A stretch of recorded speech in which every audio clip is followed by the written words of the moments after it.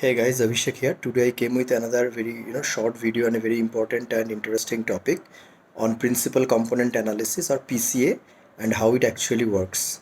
So I can't go in all the details and like statistical works of principal component analysis in this short video, but I will make it like a very crisp and try to tell you how principal component works and in which circumstance it works best.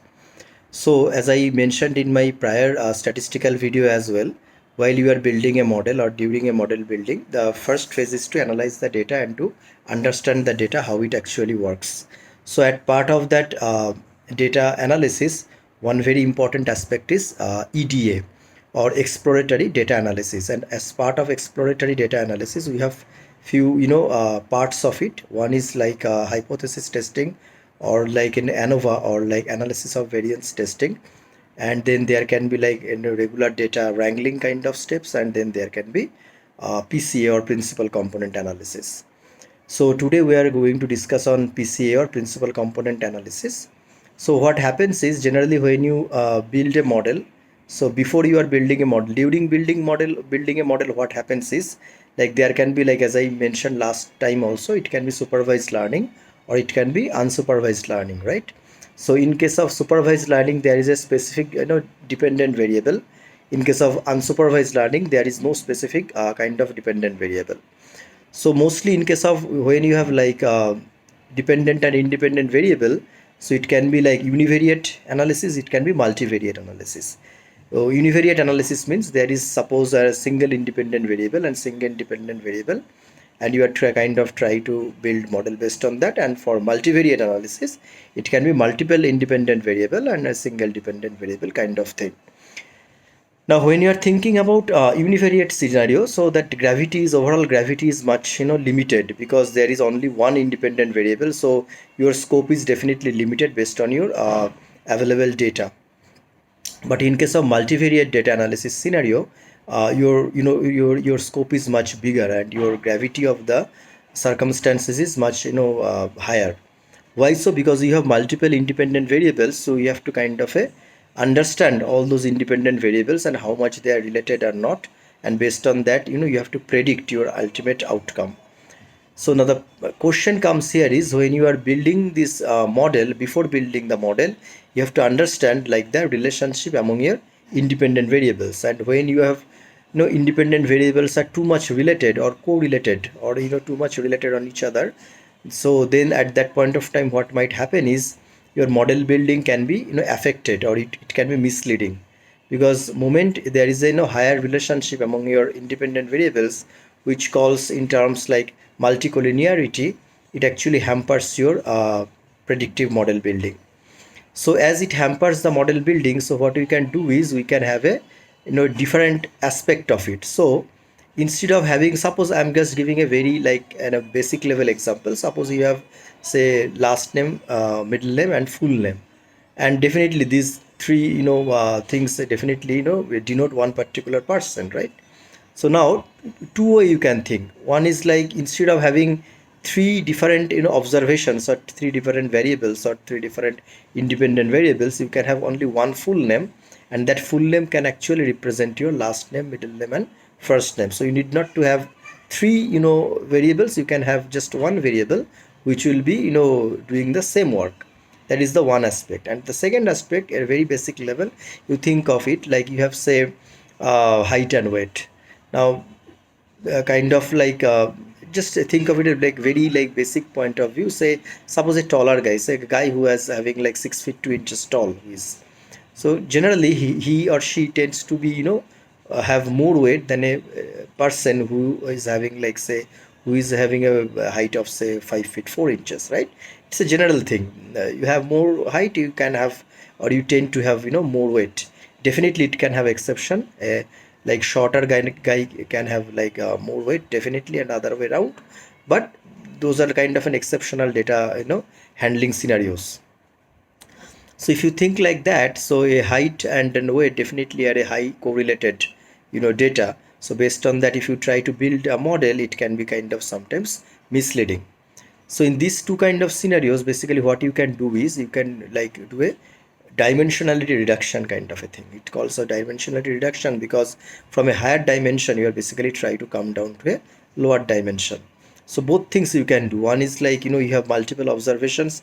You can, grab those multiple observations and you can just, build one particular observation which will have all the features of their individual observations. So you are basically not losing anything, but you are actually, making it much more crisp and making it much more, compact as far as the analysis is concerned. And second thing is, as I told you, like whatever observations are highly, correlated, instead of using them, directly, we are basically building a principal component on top of it.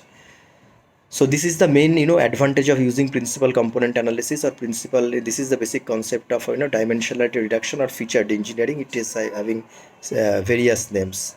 So in case of principal component, basically what your main motto is, suppose you to come up with a principal component which will be your major component. So instead of having, separately height and weight, you will come up with a specific, component which will have your principal component and which will have your all the variances of your data. So kind of you can think, if x-axis is representing your height and y-axis is representing your weight, so basically you are coming with a new set of axis where your one principal component axis is having most variances, and it is basically handling the most variances of your data, and it is basically handling the latest data as far as your data set is concerned.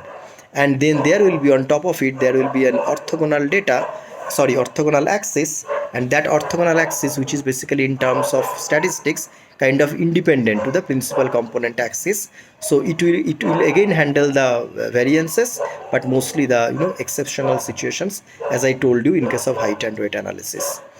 So basically what we can do here is, as I said you, like if there is a huge, like very big correlation among your independent variables, model building can be misleading or affected, because your coefficients, whatever coefficients you have, it can have like y equal to is kind of a plus bx, or in case of univariate analysis, in case of multivariate analysis, you can have y equal to, a plus b1 x1 plus b2 x2 plus b3 x3, right?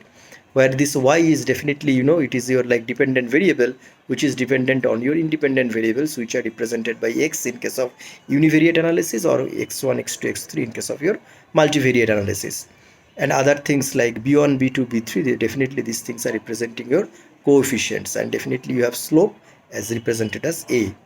So when you have like all these things are highly correlated, all the independent variables are highly correlated to each other. So if you can think like, if y equal to a plus, b1 x1 plus b2 x2, now if x1 and x2 is highly correlated, suppose x1 equal to 2x2, or other way around, x2 equal to 2x1. So instead of x1 and x2, you can have like x1 representing both x1 and x2, and x2 representing both x1 and x2. So definitely, if that is the case, then definitely your, coefficient calculation of coefficients will be hampered, and they will be have lesser, effect on the definite on the your output variables or the dependent variables. So that is the case, we are actually coming with a principal component concept, where instead of having these variables, we will be having our own, different set of axes and principal components, which will actually, take care of the variability in the data, and it will build your model more effectively or efficiently. Now, while building this principal component analysis, we'll have actually multiple concepts. Like when we build this, we have to, when we have the data, we can have, so say basically, suppose if I have say 10, independent variables, and based on that I am building one dependent variable. So in case of dimensionality reduction or principal component analysis, what we do is we try to, reduce the number of variables or dimensions from 10 to some lesser dimensions, so that what, and when we are, reducing it to lesser dimensions, we need to make sure the main features or the main, data compactness or the data validity should not be invalidated. So what we have to do, instead of 10 variables, definitely we can use 9 variables or 8 variables or 7 variables, keeping in mind, if we also use those 7 or 6 or 8 variables, the overall, there should not be any overall impact on the integrity of the data. The data, we have to keep the integrity of the data intact. The compactness of the data should be intact, and by keeping the data intact and keeping the integrity maintained, we'll be reducing the number of dimensions to a lesser, level. So while reducing these dimensions, if in a mathematical term, we have three steps. Actually, we have to follow three steps. So one step, which is the first step, is basically, so one thing definitely you can do is scaling. So if your observations are not in the same scale, definitely you can do a scaling, but by using some standard scaling mechanism, like it can be like functional transformation mechanism, it can be like a min max scaling mechanism, it can be like standard scaling mechanism. You can use one of these mechanisms to scale the data first. If your data is already scaled, if you think they are comparable and they are close to each other, right, then instead you need not to go for the scaling. Directly you can come to the standardization thing. And while doing the standardization, what you can do is, you can there are again, there are many mechanisms, but as a popular mechanism, you can go for the z-score analysis. So from the scipy library, you can you can import the stats library. And so what you can do is, like, from scipy you can import stats, and then from the stats you can use the z-score algorithm and on your data frame, and you can have your data standardized. On the standardized data, what you can do is, you can use the now numpy's covariance algorithm. And by using numpy's covariance algorithm on this standardized data, by using the z-score, you can have your correlation matrix. And based on your correlation matrix, what you can do is, directly you can use this correlation matrix on the numpy's linear algebra eigen function, and you can get your eigen values and eigen vectors. And then you can do a cumulative sum on your eigen values to have a better understanding, like till how much you can go, or till how many dimension you can reduce, to have a confidence on your reduced data set, to have a similar kind of analysis on your dependent variable. And all these things you can directly do by using scikit-learn's from the scikit-learn's decomposition library. You can directly import PCA. So from scikit-learn's decomposition library, directly you can import principal component analysis, or PCA library. And through this PCA library, you can do all this standardization, scaling, or covariance, finding out the covariance and correlation matrix, and then finally figured out the eigenvalues and eigenvectors.